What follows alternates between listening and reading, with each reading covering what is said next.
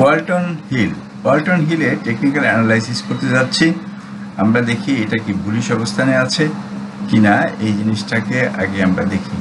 আমরা প্রথমে moving average 926 দিয়ে যেটা দেখলাম, এটা এক নাগাড়ে করছে, এর মধ্যে কোনো মুভিং এভারেজ ক্রস নাই, সামান্য টাচ করছে। এইখান থেকে মুভিং এভারেজ 926 একটা পজিটিভ ক্রস করছে। আচ্ছা, আমি এখন আমাদের মুভিং এভারেজ দেখা হয়ে গেল, মুভিং এভারেজটা এখন আউট করে দিই। এখন দেখি বোলিঙ্গার ব্যান্ড কি বলে। বোলিঙ্গার ব্যান্ড ক্রস করছে এবং বোলিঙ্গার ব্যান্ড স্কুইজও ক্রস করছে, করে বোলিঙ্গার ব্যান্ডের উপরে উঠা মাত্রই সে পিছনে চলে আসছে, যাকে বলা হয় আমরা সাধারণত বলে থাকি বোলিঙ্গার ব্যান্ড স্কুইজের পরে, অর্থাৎ বোলিঙ্গার ব্যান্ড আপার বোলিঙ্গার ব্যান্ডে গেলে মিড বোলিঙ্গার ব্যান্ডে চলে আসে। তো এইটা একটা বাস তার থেকে নিচে চলে আসে এবং মিড বোলিঙ্গার ব্যান্ড থেকে আবার তার উপরে আপার বোলিঙ্গার ব্যান্ড যাওয়ার একটা প্রবেশন সাধারণত আছে। ধরে নেই আমরা যে সে মিড বোলিঙ্গার ব্যান্ড পর্যন্ত আসলো, তার পরবর্তী ধাপ মেবি এত দূর হইতে পারে। আচ্ছা, সেটা পরে দেখা যাবে। এখন আমরা অ্যানালাইসিসে অন্যান্য বিষয়গুলো দেখি। ম্যাকডি এবং RSI, McD bullish, RSI bullish. McD এবং আরএসআই থেকে এখন বের হয়ে যাই। এখন আমরা বোলিঙ্গার ব্যান্ড থেকে আউট হয়ে যাই। এখন দেখি এইটা লং টার্মে কি অবস্থা। লং টার্মে 1 উইক চার্টে দেখা যাচ্ছে যে এর কোনো আমরা যেটাকে বলা হয় হারমোনিক প্যাটার্নের ভাষায় যেটাকে বলা হয় লেগ, এর কোনো লেগের অস্তিত্ব নেই। ফলে হারমোনিক প্যাটার্নটা আমরা কিভাবে তৈরি করব?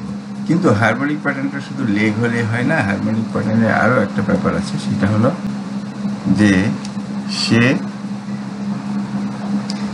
এবিসিডি প্যাটার্ন একটা হারমোনিক প্যাটার্ন, তারপরে রিট্রেসমেন্টের পুলব্যাক একটা হারমোনিক প্যাটার্ন। আমরা দেখি এটা রিট্রেসমেন্ট কত দূর পর্যন্ত হয়েছে। রিট্রেসমেন্ট আমরা এখান থেকে শুরু করি। এইখান থেকে শুরু করলে আমরা দেখতে পাচ্ছি সম্ভবত আমরা এত দূর পর্যন্ত নামবে না, এগুলো উঠাই দিলে এখন 786 এর থেকে নিচে। সুতরাং আমরা 786 থেকে নিচে হলে আমরা 886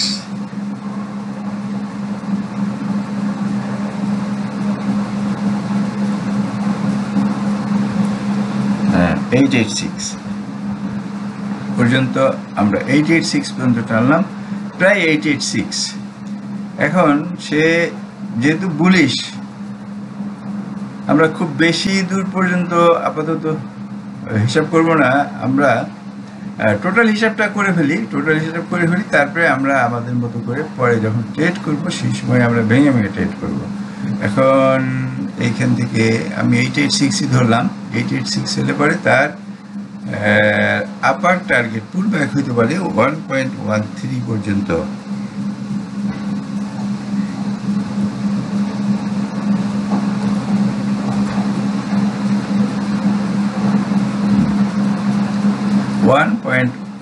পর্যন্ত তার পুল ব্যাক হতে পারে, অর্থাৎ কিনা 1656.80 পর্যন্ত তার পুল ব্যাক হতে পারে। তাহলে কি আমরা একবারে এত দূর পর্যন্ত ধরে রাখবো? অবশ্য যারা লং টার্মে ট্রেড করেন, যেমন বিসেসারি, আলহাজ, এই সমস্ত বিষয়ে যারা লং টার্মে ট্রেড করেন, তারা কিন্তু একবারেই ধরে রাখে, সেটা অবশ্য আলাদা কথা। কিন্তু আমরা ইনভেস্টর না, আমরা হলাম ট্রেডার।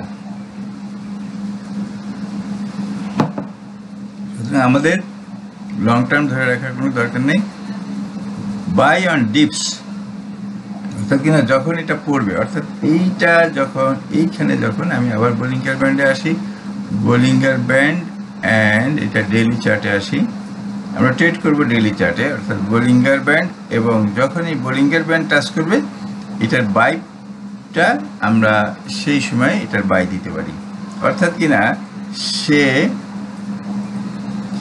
বোলিঙ্গার ব্যান্ড হয়ে কিছু দূর যাওয়ার পরে তারপরে হয়তো সে সোজা টান দিতে পারে। তবে তার একটা রেজিস্ট্যান্স হলো এইখানে হলো 1521 ফাইনাল রেজিস্ট্যান্স এইখানে, তারপরে 61.82 একটা তার রেজিস্ট্যান্স আছে। আমরা যদি এইখান থেকে হিসাব করি, তারপরে তার 61.8 বলতে বোঝাচ্ছে হলো 1100 ও তার একটা রেজিস্ট্যান্স। সুতরাং এই হলো আমার ওয়ালটনের অ্যানালাইসিস। সঙ্গে থাকুন এবং সামনে যে সমস্ত রেজিস্ট্যান্স আছে কীরকম আচরণ করে তার উপরে আমি আবার এটার অ্যানালাইসিস দিব। সেই অ্যানালাইসিসগুলো পাওয়ার জন্য সাবস্ক্রাইব করে সাথে থাকুন। ধন্যবাদ। সাথে পরবর্তী আপডেট পেতে লাইক, কমেন্ট ও শেয়ার করে সাথে থাকুন। সাবস্ক্রাইব করার জন্য ধন্যবাদ। আসসালামু আলাইকুম।